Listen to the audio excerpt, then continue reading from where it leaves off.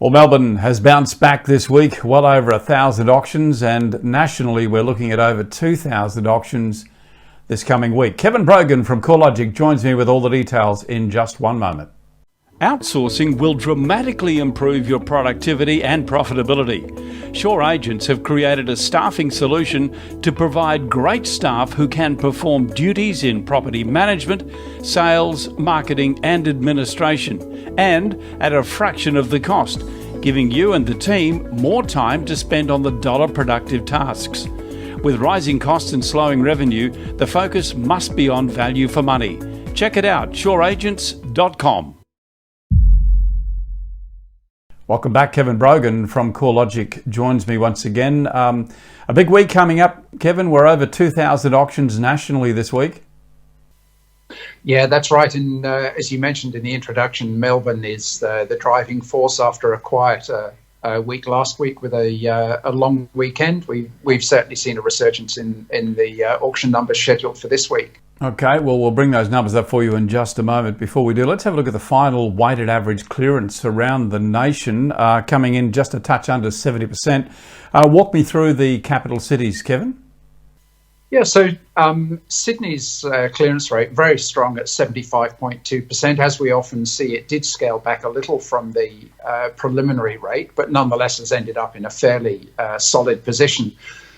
We saw the Melbourne rate just dip a little last week, 66%. That obviously is affected by participation rates due to the long weekend. We saw far fewer auctions occur last week because of that, and obviously that had an impact on buyer participation as well. Some of the smaller markets did actually return fairly solid preliminary rates, but we do see a little bit of volatility with those smaller markets just because the sample size or the data set is a little bit smaller. So we actually saw Adelaide do not too badly at 56.5%. Canberra not bad at 61%, but a little way down from the preliminary figure that we reported at the weekend as those results came in. Okay, well, let's take you to the Sydney sub-regions now. Outstanding results from eastern suburbs and inner southwest, Kevin. Yeah, so in inner southwest actually leading the pack there at 86.6% from 92 auctions.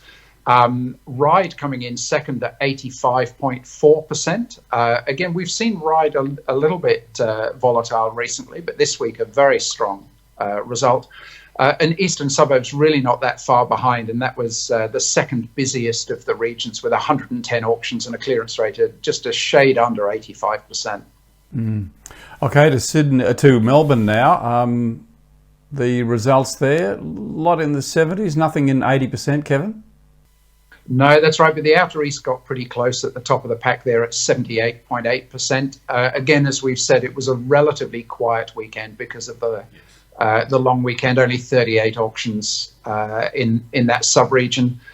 Northeast, 77.3% came in next from 45 auctions. And the inner sub-region, as we've seen the last couple of weeks, a reasonably strong result there at 67.3%. But again, relatively low activity, which we'll see really pick up this week.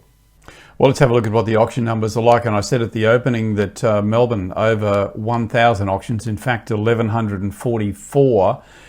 Do we class that as a Super Saturday? Oh, look, it must be pretty close. In fact, Melbourne, it may be just a shade under a Super Saturday because Melbourne probably has a slightly higher proportion than Sydney of auctions occurring during the week, but it'll be pretty close.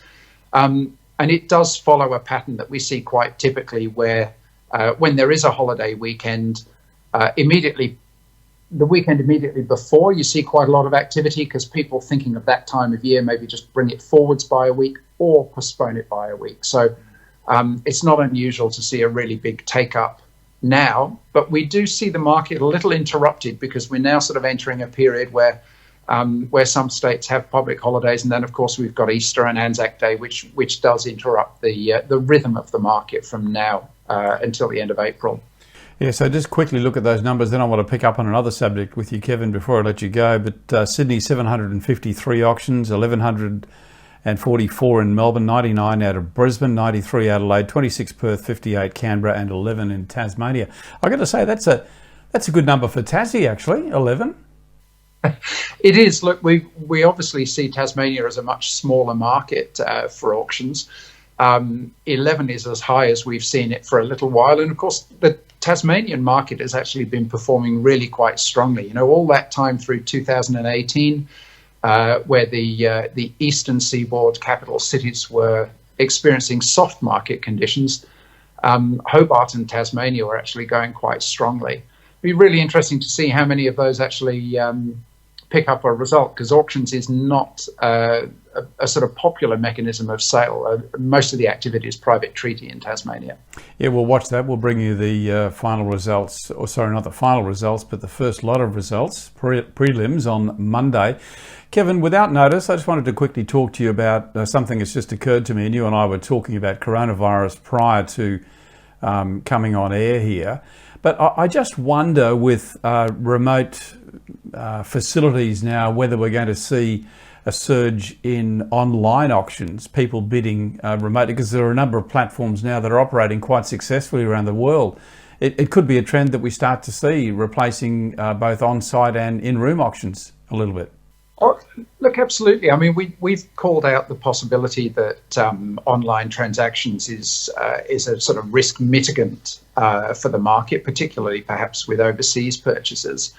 It'll be really interesting to see how people's behaviour changes. I think as the coronavirus issue develops, we're going to see people's behaviours change.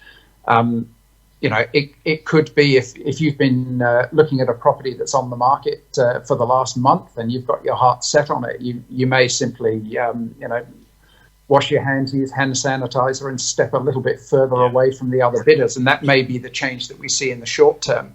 But longer term, there's certainly an opportunity for technology solutions to sort of step in to fill that gap and to give confidence. Yeah, I wouldn't have thought it's going to reflect at all in the clearance rates, because if someone's keen on buying a property, they're going to buy it regardless. But it may have an impact on the crowd numbers. I guess only time will tell as we sort of go further into, what is really uncharted territory. It changes every day, Kevin. Oh, look, it certainly does. And there are measures being taken in terms of reducing travel, reduction of attendance at seminars and large gatherings. I mean, we've seen Hollywood movies put off the premiere for 6 months or so, and possibly auctions, large gatherings may be one of those things that is affected. But from what I've seen of behaviour changes, it's a measured response, an increased focus on and awareness of hand washing, hygiene measures,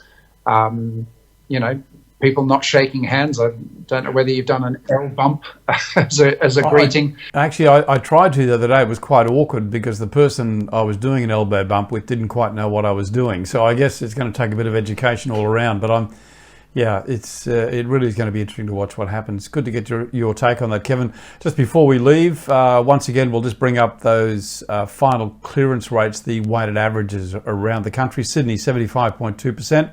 Melbourne, 66.1%. Brisbane, 45.2%. Adelaide, 56.5%. Perth, 44.1%. And Canberra, 61% weighted average nationally of 68.6%.